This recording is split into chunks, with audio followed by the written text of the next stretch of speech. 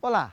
Quanto ao futuro do mundo, as previsões climáticas não são nada animadoras. O efeito estufa está elevando a temperatura da Terra a cada ano, o que pode tornar difícil a vida dos seres humanos.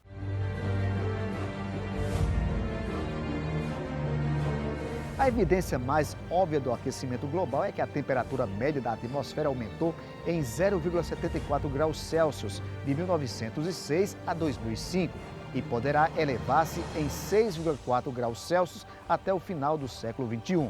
Esse aumento provoca o derretimento do gelo dos polos e nas altas montanhas. O relatório do IPCC indica que em algumas áreas do globo já perderam áreas congeladas e que entre o ano de 2070 e 2100 todo o gelo do Polo Norte estará derretido durante o verão. Se isso ocorrer, vários animais como o urso polar serão extintos. Sem falar que os mares subirão e atingirão cidades litorâneas, o que pode causar o fim de cidades. Diante dessa realidade, o que fazer?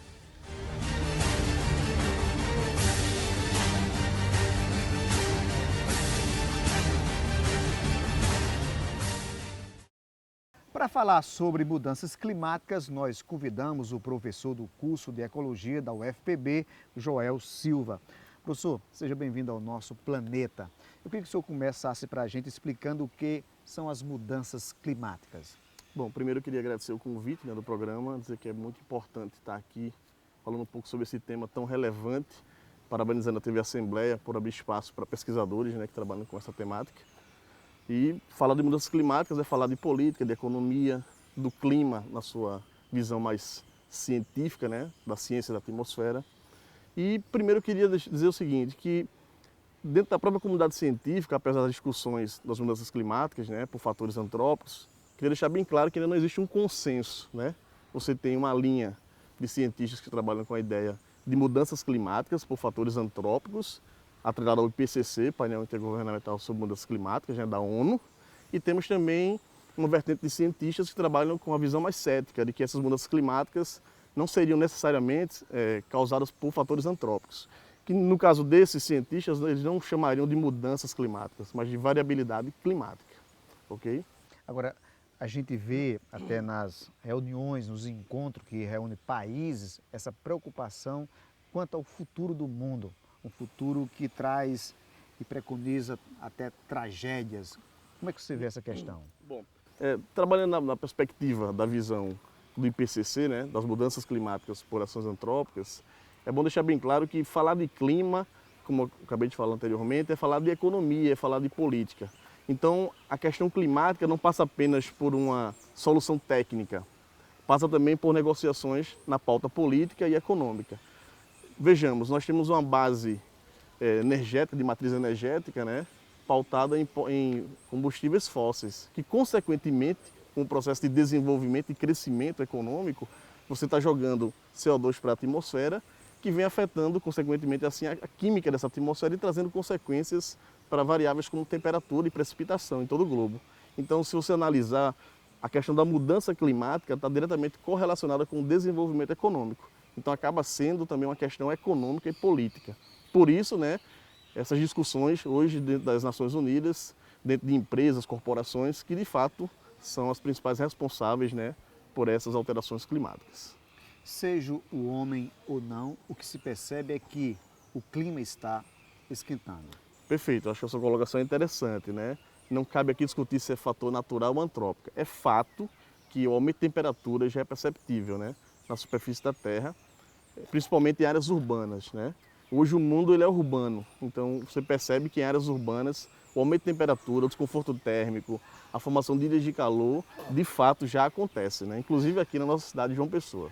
Professor, o efeito estufa é a causa ou é o resultado desse superaquecimento? O efeito estufa é um fenômeno natural, onde a própria Terra, ela, para se manter equilibrada em termos termodinâmicos, ela lança o efeito estufa, enfim. Agora, nós temos o efeito estufa antrópico, que ele é acelerado com a emissão do CO2 para a atmosfera, Esse CO2 que advém de quê? Da queima de combustíveis fósseis, de mudanças no uso e cobertura do solo, né? Então, de fato, o efeito estufa acaba sendo consequência, né, desse processo de desenvolvimento, né, desenfreado, e a nossa sociedade capitalista acabou optando, né, por esse modelo e hoje está pagando o preço, né, por tudo isso.